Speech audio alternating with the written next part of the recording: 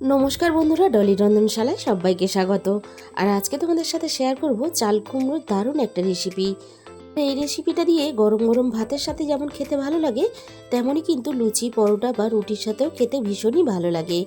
আর রেসিপিটা শেষ পর্যন্ত দেখার জন্য তোমাদের কাছে আমার অনুরোধ রইল। আর রেসিপিটা শেষ পর্যন্ত দেখার পরে তোমাদের যদি ভালো লেগে থাকে, তাহলে প্লিজ একটা ভিডিওতে লাইক করে দিও আর প্রচুর প্রচুর নিজেদের বন্ধুদের মধ্যে শেয়ার করে দিও। আর যে সমস্ত নতুন বন্ধুরা এখনও পর্যন্ত আমার চ্যানেলটাকে সাবস্ক্রাইব করোনি, আমার চ্যানেলটাকে সাবস্ক্রাইব করে পাশে থাকা বেল আইকনটা অল করে দিও। তাহলে আমি যখনই কোনো নতুন রেসিপি আপলোড করব, সবার আগে তোমার কাছে পৌঁছে যাবে। আমি দেখো প্রথমে চাল কুমড়োগুলো খোসা ছাড়িয়ে খুব ভালোভাবে ধুয়ে পরিষ্কার করে নিয়ে তারপর চাল কুমড়োগুলো আমি এরকম ঝিরিঝিরি করে কেটে নিয়েছি। আমি চাল কুমড়োটাকে একটা সাইডে সরিয়ে রেখে দেব। আর এই রান্নার জন্য আমি নিয়েছি কিছুটা চিংড়ি মাছ। চিংড়ি মাছটাও আমি খুব ভালোভাবে ধুয়ে পরিষ্কার করে নিয়েছি। এবার তাহলে মূল রান্নার দিকে যাওয়া যাক। প্রথমে আমি একটা মশলা বানিয়ে নেব। এর জন্য আমি কড়াইয়ের মধ্যে দিয়ে দিলাম 1 চামচ পরিমাণ রাঁধুনি, আর দিয়ে দিলাম আমি এখানে 1 চামচ পরিমাণ হলুদ সর্ষে, আর দিয়ে দিলাম আমি এখানে 1 চামচ পরিমাণ কালো সর্ষে। দু রকমের সর্ষে মিশিয়ে রান্নাটা করলে রান্নার স্বাদটা ভালো হয়। 3 থেকে 4 সেকেন্ডের মতো নাড়াচাড়া করে আমি সব কিছু একসাথে ভেজে নেব। আর যখন একটা সব কিছুর থেকে সুন্দর গন্ধ বেরিয়ে আসবে, তখন জানবে মশলাটা ভাজা হয়ে গেছে। খুব বেশি মশলাটা আমি আর ভাজলাম না। এবার একটা প্লেটের মধ্যে আমি নামিয়ে নিলাম। আমি এটাকে পরে ঠান্ডা করে গুঁড়ো করে নেব। এবারও আমি গ্যাসের মধ্যে কড়াই বসিয়ে দিলাম। এবার আমি কড়াইয়ের মধ্যে প্রয়োজন মতো সর্ষের তেল দিয়ে দিলাম।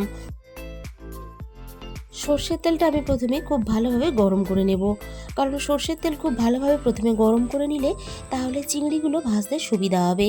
এবার আমি চিংড়িগুলো দিয়ে দিলাম তেলের মধ্যে। এবার আমি চিংড়ির মধ্যে দিয়ে দেব স্বাদ মতো লবণ, আর সাথেই দিয়ে দেব এখানে সামান্য অল্প পরিমাণ হলুদ গুঁড়ো। এবার আমি চিংড়ির মধ্যে লবণ আর হলুদটা খুব ভালোভাবে নাড়াচাড়া করে মিশিয়ে দিয়ে চিংড়িগুলোকে আমি ভাজতে থাকবো। আর চিংড়িগুলো ভাজার সময় আমি কিন্তু গ্যাসের ফ্লেমটা একেবারে হাইতে দিয়েছি। গ্যাসের ফ্লেমটা মিডিয়ামে বা লোতে দিয়ে চিংড়িগুলো ভাজতে গেলে তাহলে চিংড়ি থেকে খুব সহজেই তাড়াতাড়ি জল ছেড়ে দেবে। আর চিংড়িগুলো কড়াইতে বসে গিয়ে চিংড়ির মাথাগুলো ভেঙে যাওয়ার ভয় থাকে এতে। আমি তাই চিংড়িগুলো হাই ফ্লেমে খুব ভালোভাবে নাড়াচাড়া করে ভাজতে থাকবো।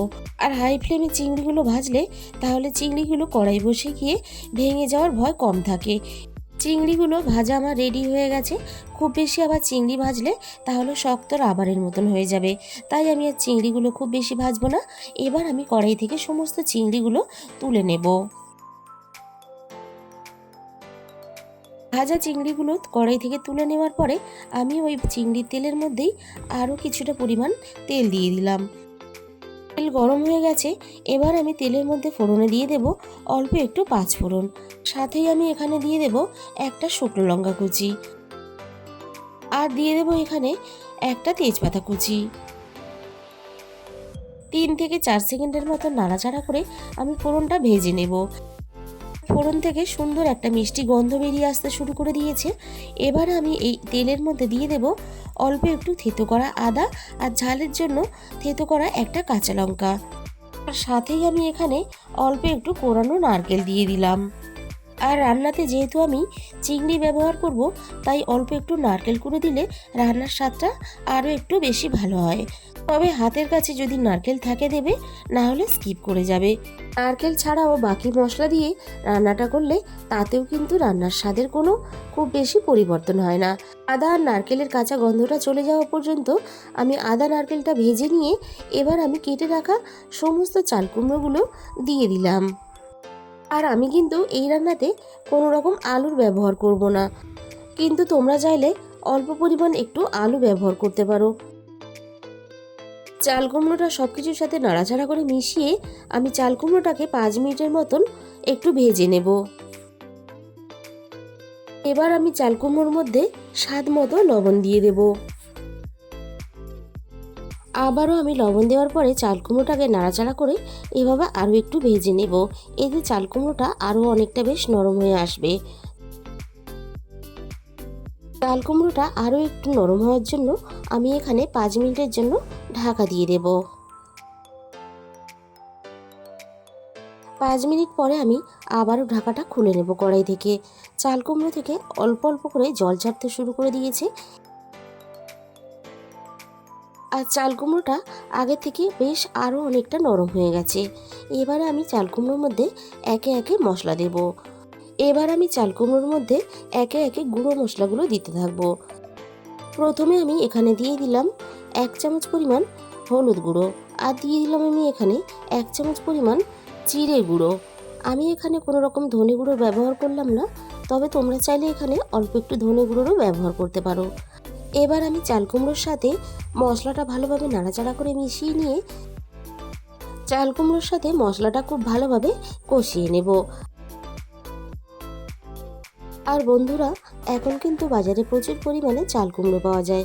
আর চাল কুমড়ো এমনই একটা সবজি আমাদের শরীরকে কিন্তু খুব ঠান্ডা রাখে। আর চাল কুমড়ো অবশ্যই একবার এইভাবে রান্না করে খেয়ে দেখো, খেতে কিন্তু ভীষণই ভালো লাগবে। আমি চাল কুমড়োটা খুব ভালোভাবে মশলার সাথে কষিয়ে নিলাম। আর চাল কুমড়োটা মশলার সাথে কষানোর সাথে সাথে বেশ অনেকটাই সিদ্ধ হয়ে এসেছে। এবার আমি চাল কুমড়োর মধ্যে ভেজে রাখা সমস্ত চিংড়িগুলো দিয়ে দিলাম। চিংড়িগুলো আমি চাল কুমড়োর সাথে নাড়াচাড়া করে খুব ভালোভাবে মিশিয়ে নেব। আর আমি এখানে চাল কুমড়োতে নারকেল আর চিংড়ি দুটোই একসাথে দিয়ে রান্নাটা করছি। তোমরা যদি কেউ একেবারে নিরামিষ করতে চাও তাহলে চিংড়িটাকে বাদ দিয়ে দেবে। আর এই রান্নাতে বাকি যা যা মশলা আমি ব্যবহার করেছি সেই মশলাগুলো দিয়েই তোমরা নিরামিষভাবে এই রান্নাটা করে নিতে পারবে। এবার আমি রান্নার মধ্যে প্রয়োজন মতো জল দিয়ে দেব। চাল কুমড়োতে কিন্তু খুব বেশি পরিমাণ জল দেব না, কারণ চাল কুমড়োগুলো কষাতে কষাতেই বেশ অনেকটা সিদ্ধ হয়ে এসেছে। আর চাল কুমড়ো এমনই একটা সবজি যে খুব বেশি আবার সিদ্ধ হয়ে গেলে টক ভাব চলে আসবে। জল দেওয়ার পরে জলের সাথে আমি সব কিছু নাড়াচাড়া করে খুব ভালোভাবে মিশিয়ে নিলাম। এবারে আমি গ্যাসের ফ্লেমটা একেবারে হাইতে দিয়ে চাল কুমড়োটা যাতে ভালোভাবে সিদ্ধ হয়ে যায় তাড়াতাড়ি, তার জন্য আমি ঢাকা দিয়ে দিয়েছিলাম। মিনিট 15 পরে আমি ঢাকাটা সরিয়ে নিলাম কড়াই থেকে। আমি আবারও একটু নাড়াচাড়া করে নিলাম। আর এই সময় দেখে নিতে হবে চাল কুমড়োর মধ্যে সব কিছু মশলা ঠিকঠাক আছে কিনা।